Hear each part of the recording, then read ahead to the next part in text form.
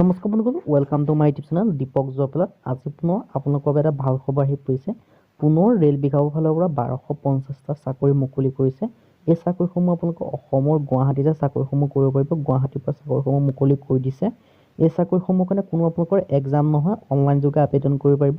চাকৰিখিনি কি হয়, qualification, as criteria কেনেকুৱা হয়, সকলোখিনি কথা আপোনালোকক এই ভিডিঅ' যোগে আলোচনা কৰা হ'ব।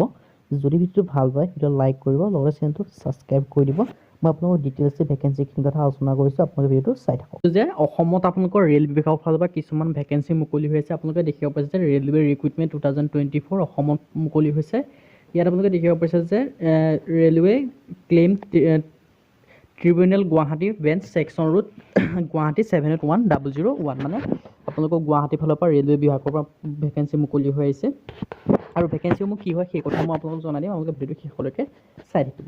ইয়াত আপোনালোকে দেখিব যে name of the post contractual data entry operator কাৰণে ভেকেঞ্চি আহিছে। কণ্টেক্সুৱেল বেচিছ হয় আৰু চেলাৰী আপোনালোকক ইয়াক দিয়া হ'ব 25,000 টকা ফিক্স পাৰ মান্থকে আপোনালোকৰ ভেকেঞ্চিসমূহ পাই থাকিব।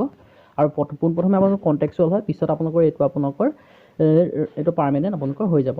ইয়াত আপোনালোকে দেখিব যে টাৰ্ম এণ্ড কণ্ডিশ্যন কিছুমান দিয়া আছে। The candidate must B A graduate with basic knowledge of English language and computer application মানে আপোনালোকে যিসমূহ ইয়াত কেণ্ডিডেটজন আপোনালোকৰ গ্ৰেজুৱেশ্যন হ'ব লাগিব ইয়াত উল্লেখ কৰা আছে। যিসমূহ কেণ্ডিডেটে BA BSc বা BCom আপোনালোকে যদি পাছ কৰি থৈ দিছে তেতিয়া আপোনালোকে ভেকেঞ্চিটোৰ কাৰণে আবেদন কৰিব পাৰিব।